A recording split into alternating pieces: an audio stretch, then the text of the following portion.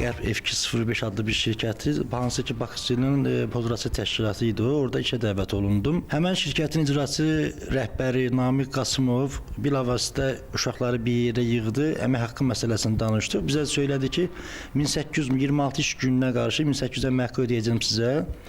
O əmək haqqının da 620 manatı dövlət reyestrində göstərildiyinə görə onu kartızda köçürəcəm. Qalanını da hissə əlbəli verəcəm. Müəyyən müddətdən sonra mən orada hiss elədim ki, uşaqlarından bir neçəsi pul istədilər.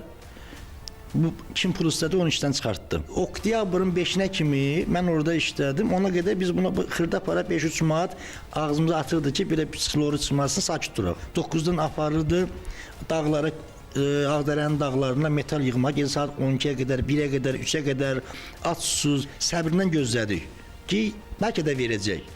Oktyabrın 5-də uşaqların hamına blok atmışdı. Bir nəfər gəldi, onun öz ətrafında olan adamlardan biri dedi ki, Namiq müəllim deyir ki, pul yoxdur.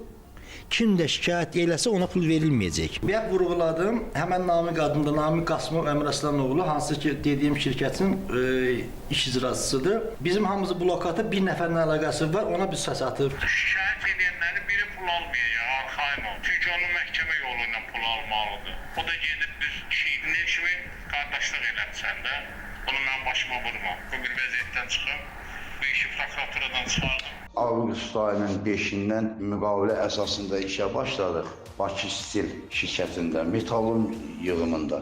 Dayandırıldı müvəqqəti, maaş da verilmədi, 920 manatla maaşımız idi. Bugün sabah verəcəyik, nəsə gəldi çatdı sentyabra. Sonra da eşitdik ki, bizi müqavilə əsasında, yəni azad ediliblər işdən.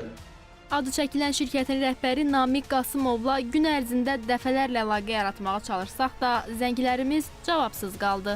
Məsələ ilə bağlı Dövlət Əmək Müfəttişliyi xidmətinə sorğu ünvanladıq. Qurumdan bildirildi ki, Vətəndaş Əmirov Ramil Baxışoğlu'nun Qərb F205 MMC-də əmək hüquqlarının pozulması ilə bağlı müraciəti Dövlət Əmək Müfəttişliyi xidmətinin Abşeron Xızı regional şöbəsində araşdırılıb. Müəssisədən qanunvericiliyə uyğun olaraq tələb olunan sənədlər vaxtında təqdim edilmədiyinə görə məsul şəxslər barəsində qanunvericiliyə uyğun tədbirlər görülüb. Hüquqi şəxs barəsində toplanan materiallar baxılması üçün məhkəməyə göndərilib. Elektron informasiya sisteminə əsasən tərəflər arasında bağlanmış əmək müqaviləsinə 07-10-2025-ci il tarixində xitam verildiyi müəyyən edilib. Müraciət edən şəxsə görülmüş tədbirlər barədə məlumat verilib. Sənədlər təqdim ediləcəyi təqdirdə araşdırmanın davam etdiriləcəyi və hüquqlarının müdafiəsi üçün məhkəməyə müraciət etmək imkanının olduğu izah olunub. qanunvericiliyə əsasən işçilərin əmək haqqı vaxtında və tam ödənilməlidir. Əmək münasibətlərində bu tələblərin pozulması işə götürən üçün məsuliyyət yaradır.